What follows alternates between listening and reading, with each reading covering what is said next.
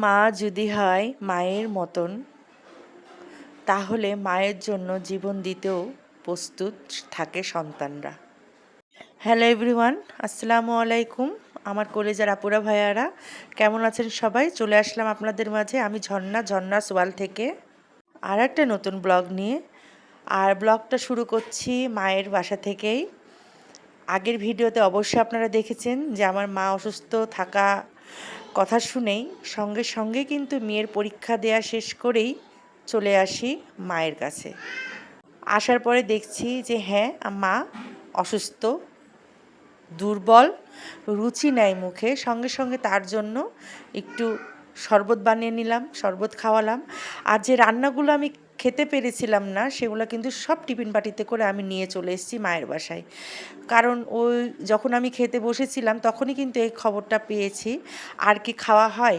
যা খাওয়ার রান্না করা ছিল সে খাবারগুলো সব, তো খাবারগুলো নিয়ে এখানেই চলে এসেছি যে খাবো। তো আসার পর দেখছি মা সত্যি অনেক দুর্বল হয়ে গেছে, পানির শূন্যতায় ভুগছে এবং তার প্রচুর মানে মাথা ঘুরছে এবং খাওয়ার একদম রুচি নাই, বমি বমি ভাব। তো যাই হোক, এখানে মাকে একটু পরিচর্যা করলাম, তার একটু সেবা করলাম। করার পরে প্রায় সন্ধ্যার আজান দিয়ে দিয়েছে। এখন মা নামাজে বসে পড়ল। আর যত অসুস্থ থাকুক না কেন, মা কখনোই নামাজ কাজা করে না। সে বিছানাতে শুয়ে থাকলেও তাকে নামাজ উঠে পড়তে হবে। শুধু গাফিলতি করি আমরা বাচ্চারা। তো যাই হোক, এখানে আপনাদেরকে এই বাসাটা আমি দেখাই। এর আগেও আপনারা হয়তো এই বাসাটা দেখেছেন। এই রুমটা কিন্তু ভাড়া হয়ে গেছে। ভাড়া ছাত্ররা এখনো আসেনি। তো অ্যাটাচড বাথরুম এখনো কেউ ব্যবহার করেনি এই বাথরুম। এটা রুমের সাথে অ্যাটাচড। তো এই রুমটা ভাড়া অলরেডি হয়ে গেছে, কিন্তু যেহেতু এখনো আসেনি। আর এই দিক দিয়ে খুব সুন্দর একটা বাতাস আসছিল। আপনার ভাই এখানে বসেছিল, আমি ওই দিকে রান্না টান্না করছি। তো আমরা বললাম যে এইখানে ফ্লোরে কিছু বিছিয়ে আমরা এখানেই ঘুমিয়ে পড়ি। যেহেতু মা একাই একটা ঘর নিয়ে থাকে, আর যতই হোক জামাই, শ্বশুর, শাশুড়ি এগুলো তো আর একবারে থাকা যায় না। যেহেতু গরমের দিন, মা অসুস্থ, তারপরে সে একটু মেয়ে মানুষ, চাইবে একটু স্বাচ্ছন্দ্য বোধ করে সেই যেন তার রুমের ভিতরে ঘুমায়। তো যাই হোক, আমাদের এদিক দিয়ে কোনো সমস্যা কখনোই হয় না। আমরা সব দিকে অভ্যস্ত। মেঝেতে পারি এবং খাটে পারি কি যেটাতেই হোক না কেন, আমাদের দিয়ে কোনো সমস্যা হয় না। আমরা সব দিক দিয়ে আমাদের এই অভ্যাসটা আছে। তো আমার মা দেখেন এখানে নামাজে বসে পড়েছে। আর সে কিন্তু আবদার করেছে যে নদীর ছোট মাছ খাবো, আমাকে মাছ চচ্চড়ি করে দাও। কিন্তু আমি যে খাবারগুলো বাসা থেকে নিয়ে গেছিলাম, সেই খাবারগুলো কিন্তু আমরা সবাই মিলে এক জায়গায় বসে খেয়ে ফেলেছি। যখন আমরা ভাত খাই তখন বাজে প্রায় 8:30। মাকে বললাম যে তোমার পছন্দের একটা ইলিশ মাছ আমি রান্না করেছি, তুমি ইলিশ মাছটা অত্যন্ত খাও। তো আলহামদুলিল্লাহ, মা অনেকটুকু ভাত আমার ইলিশ মাছের পিস দিয়ে আর কচু দিয়ে রান্না করা ভাতটুকু খুব তৃপ্তি করে খেয়েছে। তারপরে সে কিন্তু আবার আবদার করেছে যে সেই ছোট মাছের চচ্চড়ি খাবে। তো মূলত মা এখন বলছে যে ফ্রিজের ভিতরে এটা ওটা আছে, জামাই এসছে, তুমি এটা ওটা রান্না করো। তো আপনারা সবাই জানেন সেই মুহূর্তে কিন্তু আমার ছোট মেয়ের পরীক্ষা চলছিল। সেজন্য কিন্তু ওরা আবার সকালবেলায় কিন্তু আবার পরীক্ষা দিতে বাসায় নিয়ে চলে যাবে আপনার ভাইয়া আমার ছোট মেয়েকে। তো বাসায় যে কি খাবে, কারণ যে রান্না করবে সেই মানুষই তো আমি একা এখানেই আছি। এই জন্য আমাকে আবার সে রাত্রেবেলা আমি মনে করলাম যে রান্নাটা করে রাখি, ওদেরকে সকালবেলা আমি দিয়ে দিব। আর পরের দিন সকালেই তো মাকে নিয়ে আবার হাসপাতালে যাওয়া লাগবে, এই বিধায় কিন্তু আমি এই রান্নাটা শুরু করেছিলাম। কিন্তু মা এই রান্নাটা যে রাত্রেবেলায় খাবে সেটা কিন্তু আমি জানতাম না।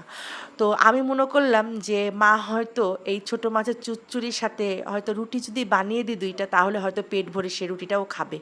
কারণ এখন তার ঘন ঘন খাওয়ার প্রয়োজন।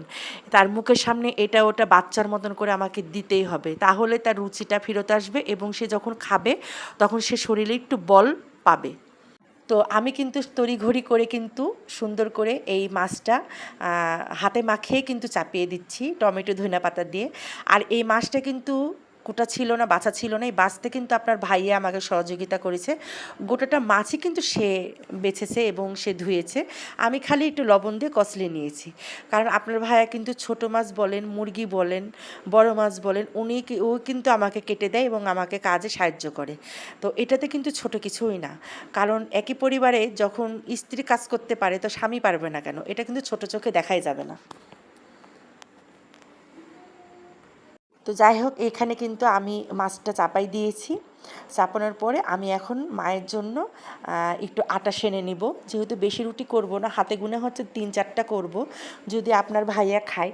আর এই রান্নাটা করতে করতে প্রায় আমার ১১টা বেজে গেছে।